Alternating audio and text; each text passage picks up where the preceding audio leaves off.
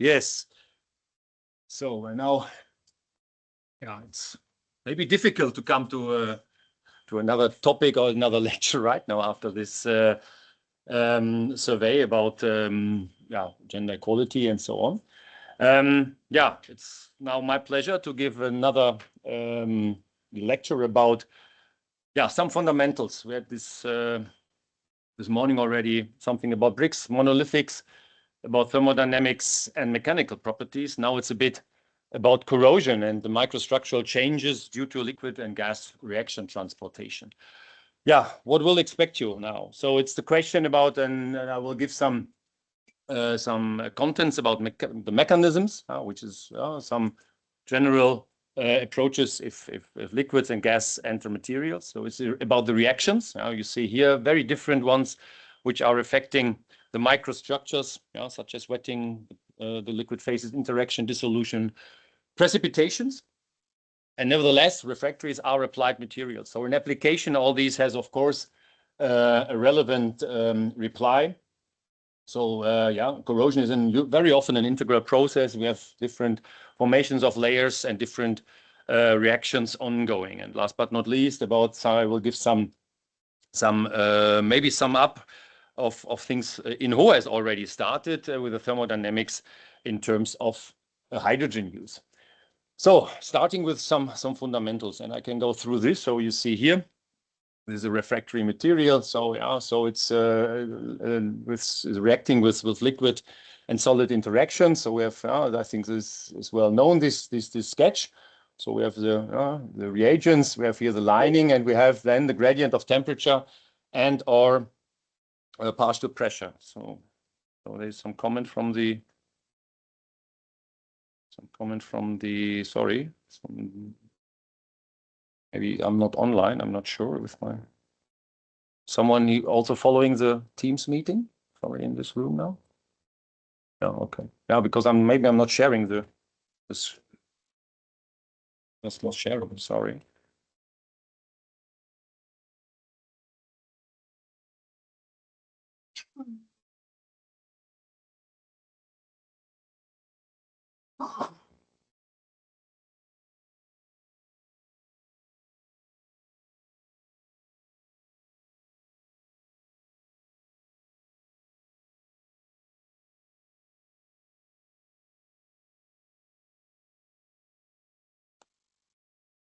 Don't know why.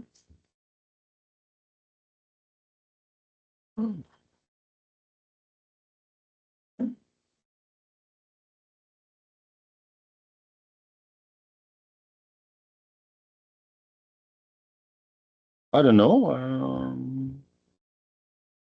Sorry.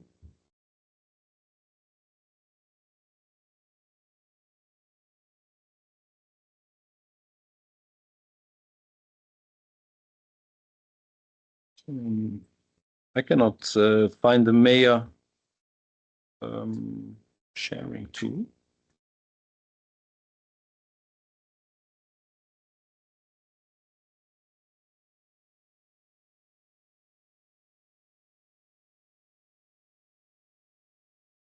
No. Anyone help from the technique? I'm sorry, I'm lost. But I can still be. I'm online with the meeting.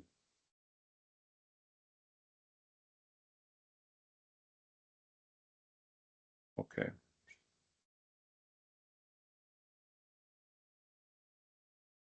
All right. I hope it's working.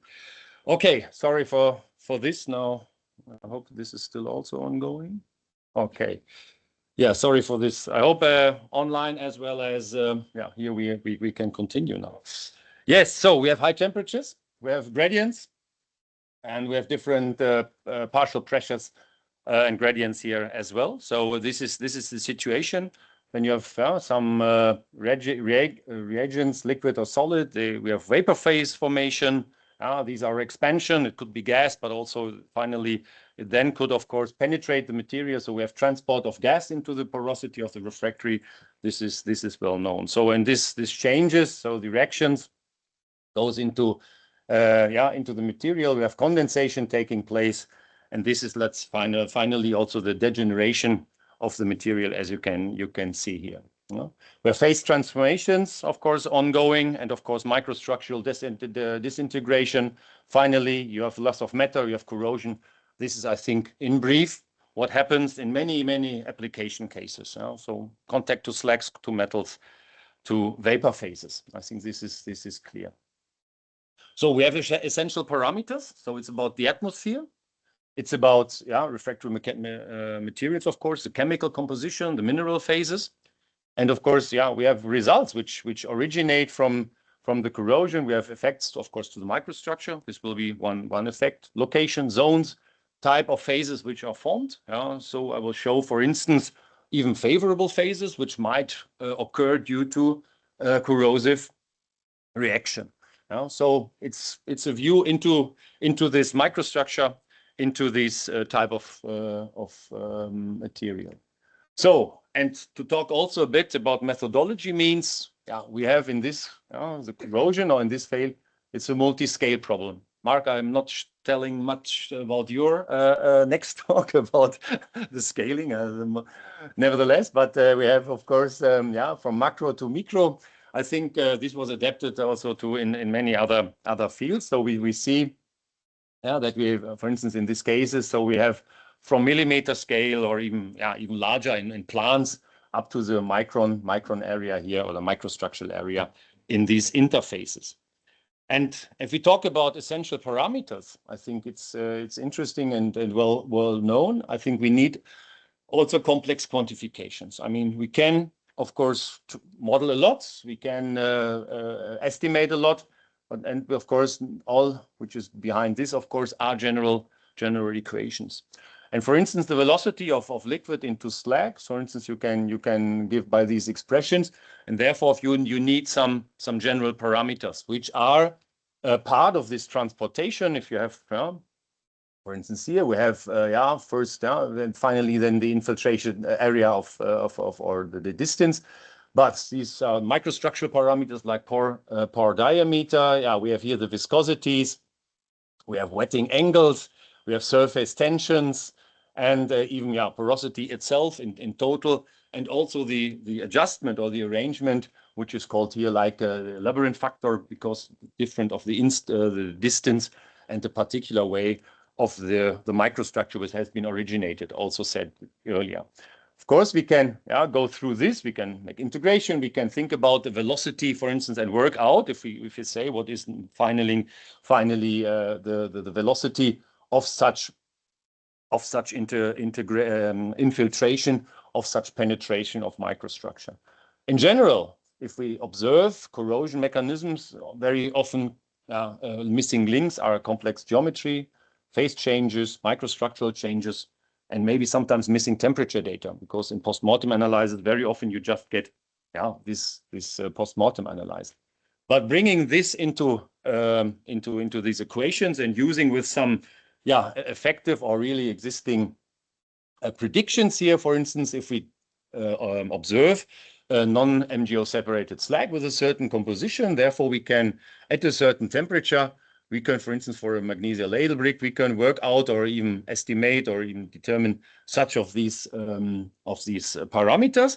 And finally, we see, okay, we have an infiltration time for this interval of 55 seconds. So you really, this could be a quite rapid process. And even if you think about terms of corrosion testing.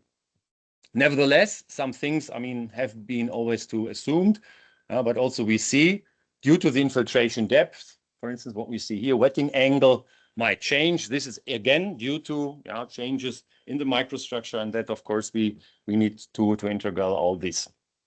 Just showing we need for complex processes, of course, some parameters, but nevertheless, you can bring this at the end into some data. So let's start our journey through this microstructure. So we start, the start of the corrosion is wetting. And so we have liquid phase interaction.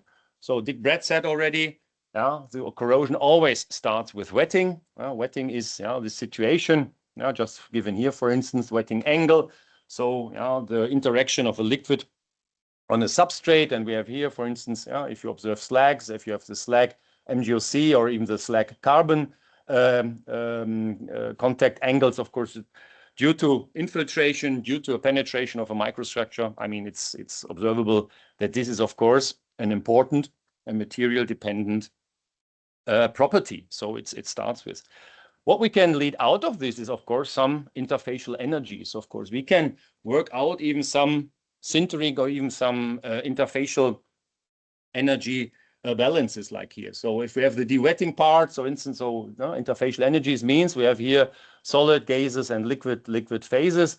And it's the question if we have, or if we consider the wetting, and it's the question about, what happens? Is it an insufficient wetting of both surface and grain boundary? The grain boundary existing here between the two solid areas, and what is the principle? So I think this is clear. We can, or very often have a microstructural expression for this. But if we have, let's say, at the end, of course, then the question, what is larger or smaller in these interfacial energies? So then we can even estimate or even determine what part of these liquid phase sintering steps we have. And we see there are different areas, of course. And then we could have the case of the coating, for instance. Then you see we have a good wetting of the surface and a bad wetting of the grain boundaries. Those boundaries are still intact. So so we have these interfacial areas and a microstructural expression, which is very similar as you could observe here. So this is I think all are the very general cases you might find in different corrosion phenomena. Last but not least, we have the infiltration. Then that's what happens. So we have a bad wetting on the surface and a good bad wetting of grain boundaries, but we have this infiltration of the boundary, having these interfacial energies. Vapor liquid plus solid liquid is larger than solid vapor, and 2 gamma solid liquid, because we have 2 interfaces here, is smaller than solid. So the grain boundary or the interfacial energies is that case that we have an infiltration. You see here, this is observation. The microstructure around is quite porous, of course, but you see here, here are the interfacial, so the grain boundaries are affected by infiltration. Then we come to the point that, of course, is not just wetting or just infiltration. We have also the infiltration and the disintegration. So we have different wetting scenarios at the end. And this is, I think, what happens very often, even if we observe microstructures of different grain sizes with multiple grain boundaries. For instance, the step from this way to here is clear. So we have here still some area which is still connected. So some grain boundaries which are not infiltrated and no disintegration has already occurred. Moving into this, if we observe this scenario, so in these interfacial or in these grain boundaries, melt is infiltrating, and so you see the disintegration of the microstructure might take place. I think this is something, if you observe from time to time microstructures, this happens very often. This is a very similar area, what we observe. This is maybe not so clear. Sometimes you have anisotropic, so another factor comes into the game. So we have crystallographic orientation sometimes. So sometimes you have partially wetting of distinct crystallographic phases, finally observing then or releasing such a microstructural expression. So it's anisotropic wetting. So going more into detail. So sometimes you have even, since we have polycrystalline and even multi-component materials, you might have even on the crystallographic area different planes which are more or less sometimes wetted or not wetted, infiltrated, not infiltrated. And this leads then very often, not very often, but sometimes to microstructural examinations or results that you have next to the grains and the pores, that you have sometimes orientated planes which are more or less affected. This is an interesting part. And anisotropies sometimes play a role, and this is a reaction of a calcium aluminate melt with pure alumina. This is an alumina grain, and you see you have anisotropies of these different calcium aluminate phases which are originating on the surface here. So sometimes we have even perfect contact. So there is a contact of the melt and the initial alumina grain. You still have here the alumina, and sometimes, even there is less contact. So you see there is quite even in materials which we are aware of alumina, you can have such anisotropic behavior of these solid interfaces. But we still keep on the liquid. So it's about transportation, it's about the liquid. So, and this is what we know, attraction or repulsion. And of course, it's a question of wetting angle and maybe of the distance in between, the distance of this liquid. So this is from other materials, just an observation. This is tungsten with liquid nickel, for instance, and just due to wetting or de-wetting or attraction and repulsion is just a question of the oxygen partial pressure or the oxygen content. So you see even a bit of the chemical reaction takes place, and then once you have different atmosphere, different contact angles and different scenarios at the interfaces. And of course, we can, these capillary forces, this can be, of course, again, it's a parameter. It's dependent on the geometry and dependent on the interfacial energies, silic liquid. You see, it's about the this angle in between, and finally, then you can estimate this or recalculate on the volume of the liquid, on the volume of the sphere. I mean, this is a model. We assume that we have here spheres as this model. But what does this mean for practice or even for some practical evaluation? It's all about temperature. So what we see, we have everything of these, most of these parameters are dependent on temperature. So the chemical composition, it's part of it. The environmental conditions, the solubility, I will come later, and even Inho had said about this. You can recalculate it also by thermodynamic calculations, and also the liquid supply might be a part of it. So you see, this is a progress. It's about temperature, and therefore always sometimes not so easy to determine. So it could be. And if we already, I mean, we talked about, or even Professor Michaelis talked about this morning about porcelain, which is mainly produced, or where the liquid or a liquid phase sintering is used as to perform a very dense porcelain, for instance. And we have these interactions of liquid phase sintering parameters, of course, if we talk about this corrosion phenomena of impregnation, of infiltration, for instance.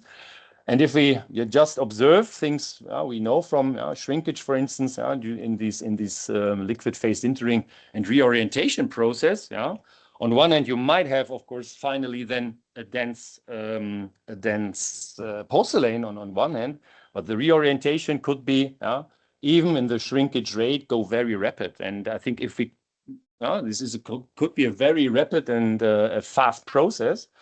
And this shows, okay, if we have these interfacial situation, if we have liquid phase in these solid grains or in close to these solid grains, this is a sintering curve, which can be very rapid, have a rapid process in changing the dimension, showing, okay, we might have this as well as a result of our corrosion process.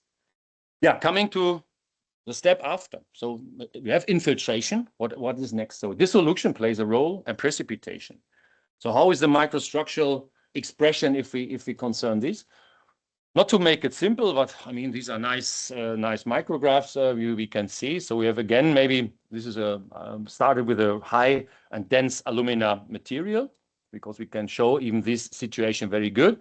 And you see here, this is this high alumina material, which is with a slag. Actually, I think it was coming from a coal process, actually. But we have silica in this slag. So, and what we observe is, of course, exactly this disintegration process till a certain depth of the material. So here still, of course, we have still the dense material, which is intact. So, but we have here disintegration, we have infiltration of the grain boundaries. We have also erosion by convection parts. And what you see also here, these are some mullite needles which have precipitated in the melt due to the reaction between the silica-rich slag and the alumina material. This is what we also know, and this is part of this chemical reaction.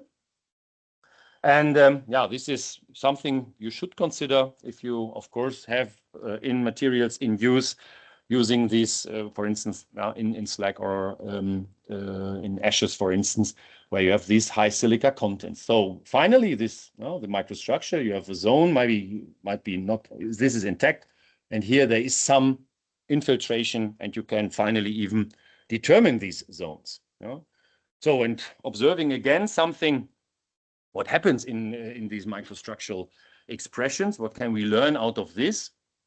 We have a wear, and it's not just a wetting anymore. I mean, here already we have a disintegration, we have an erosive transport of separated grains, but it started at the grain boundary. It started due to wetting. And therefore, this is what, of course, the take-home message is. The grain boundaries in these materials are the weak point. And it's nevertheless, you see here, this is the result in a dense alumina material. And you can observe what happens if you transfer this to a refractory material with multiple grain sizes, with multiple amount of interfacial grain boundaries. This is one thing. So the infiltration. So, and then we have shape accommodation. So the shape and the microstructure, it changes. So usually we have even some dissolution takes place, and this is what we well known, for instance, magnesia in lime alumina slags, for instance.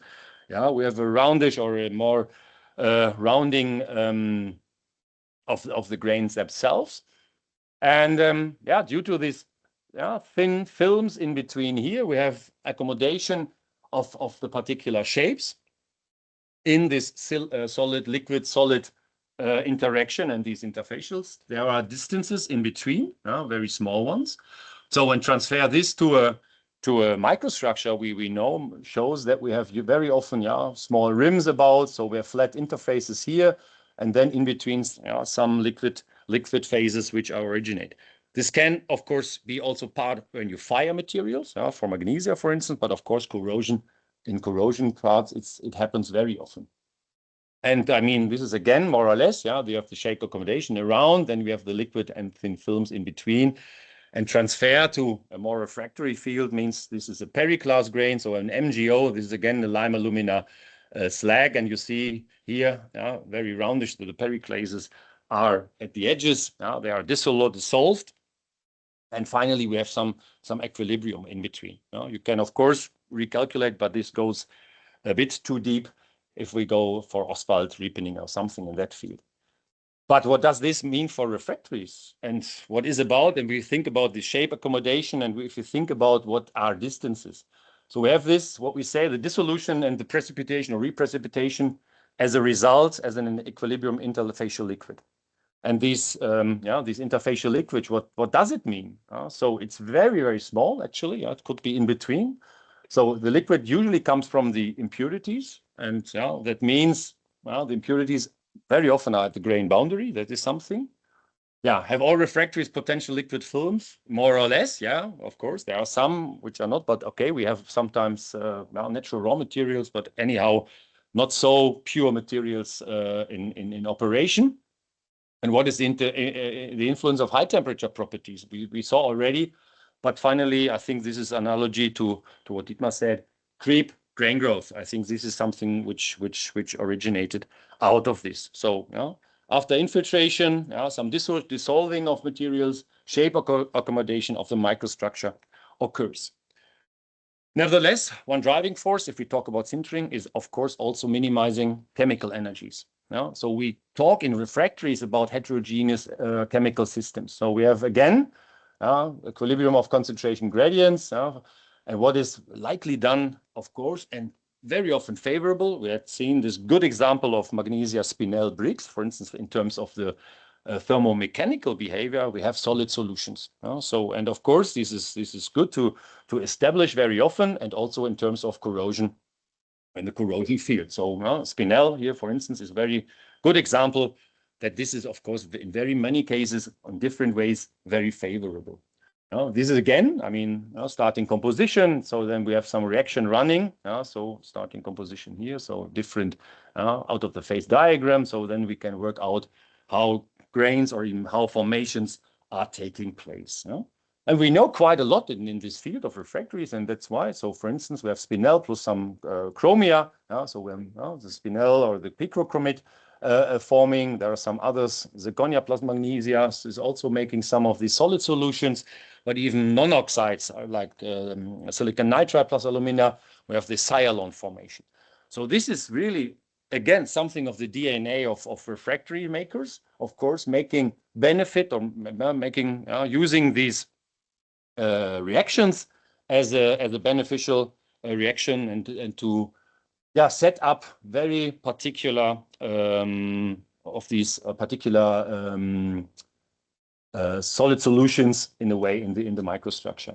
And even some redox reactions can take place if you, of course, go again into the field or in the way of corrosion again. Then, of course, even in these ways, we might. Just change these reactions. Here the oxidation of silicon carbide, or the other way around. If you have silica plus carbon, as it is done in the silicon carbide producing process, so vice versa, you can change in this field. And very often, this as you see, you can always bring this into this direct contact of the grains itself. How does this express in a microstructure? And here we see minimization of chemical energies brings solid solutions, and very often the expression in the microstructure are such core shell structures. So like here, so we have a multi-phase and multi-grain microstructure, and around an inner shell or inner grain here, we have here an outer shell in this core shell. And here for this calcium zirconate, which is a reaction in this case, again, of zirconia plus a lime alumina melt. Now we have again some of these core shell structures, which are affecting due to the minimization of this chemical energy. So, and going again more and more into grain or a multi-grain assemblage means we go on the brick or even on the refractory total process microstructure. So we have an integral process. It will be about layer formation, indirect dissolution, and finally also about some reduction. So some more practical approaches turning now, or which are turning out of these process. This is just a sketch. How refractories are penetrated. So you have a melt, you have a refractory. You have the fine bondings, you have the aggregates. I think this was shown this morning already. What happens if you have the melt and the interaction is a precipitation zone? Here you have sometimes on the aggregates, but even the bonding phase, you have some zones with changed compositions. And of course, then finally, even some infiltrated grains or even zones. And of course, the more fine grain bonding phase, I mean, this is also affect dissolving. Regarding again, the interface. So the question about what can we then have here, solid concentration profiles. And this could be a result of these concentration at these grain boundaries if you bring a liquid to a solid solution. So you have here the distance, so the direct and the indirect. Indirect means, indirect dissolution, it means there is some phase precipitation at this interface. This phase, so, and then there's just an indirect dissolution. So maybe my material could be that area of refractory is covered by this new formed layer or this new formed solution, which is then solved indirectly. So this is a question of dissolution of molten and oxide solvent of these different components. And if you know these, you can at least even assume or have an assumption what happens if you bring different species or different materials in contact. And for this also we have, of course, multiple examples. And this is a bit more simple approach than Inho showed this morning. I think this is a bit out of a ternary system. So this is the estimation of the first approach of saturation solubility of refractory oxides in a Wollastonite slag. So this is a CS. So again, we have a phase diagram, the silica, CaO lime, and the magnesia. And if we go along this line, we can for different, we can of course recalculate on different at different temperatures. We can recalculate on the solubility of different species. And of course, for magnesia, I think Inho showed this morning, it's quite less. So this is definitely, so we have, and this, if we quantify this at 1800, it's then this 31 weight percent. And for alumina, this shows a little bit different, of course. It's again this the same, yeah. So we have a wollastonich slag. So molar ratio is 1:1 here, yeah? So more or less. So, and you see, this is 1600 again and 1800 degrees C. And this is the story of solubility. And for alumina, of course, yeah, it's much higher, as you see here, than for the magnesium material. And out of this, you can already relate. Can I even estimate some precipitation at the interface at these? So, and you can do this. So this is more or less the C2S ratio 1:1. And this is again now quaternary. This is silica, this lime and magnesia. So we have, and plus 20% of alumina. And what happens if we have less than 15, higher than 15%? We have some solid spinel phase, which has a large precipitation field. So you can even at certain temperatures, recalculate, or let's say estimate, or spinel should form. And of course, the more you go into this basic area, for instance, for examples, you should have then, if you compare these lines and these ways of the C2S ratio, and then it's of course the question at even if higher alumina contents, of course, the spinel formation is then of course much more favorable at a certain temperature. You see, out of ternary or quaternary phases, which are stable, which are listed easily, you can even estimate or even say, okay, you can predict reactions which might take place. And my story today is about microstructural evolution out of this. And here you see already that that this works. So this is an alumina substrate in contact with a calcium aluminate silicate slag. And you see that we have different phase formations. This is a Ca6 and spinel, which is forming. And we have different ways of the solution process we can estimate out of these interfacial or these layer formations at these interfaces. This is use slick, the temperature and the use melt. And let's say in this sketch, it is said that we have formation of spinel plus dissolution of alumina melt. And we have even here some of these spinel forming areas. And this could be in different expressions. This could be like these grains here, or not that big. But if this can even be established in a more dense way or even a layer, then of course we might have again a favorable shape that a stable phase is established on the directly at these grain boundaries. So this is something we see in many cases. So I think this is microstructural expression of infiltration and dissolution. Coming now a bit more again to what we of course also have to be aware of, the vapor phase. And of course we have very often not even condensing phases or material or gas infiltration or gas transport of phases, which then in the microstructure and in colder areas show condensation. So, and even if we talk about today, and we heard already about even the infiltration with the gas corrosion or processes, which will be more and more go into direction of hydrogen containing vapor phases. This could be, of course, something of interest. And what is so this is more or less the reactions of corrosion and gas. So we know already that we have some condensation, we have some even reduction. We know from CO process or hydrogen, for instance.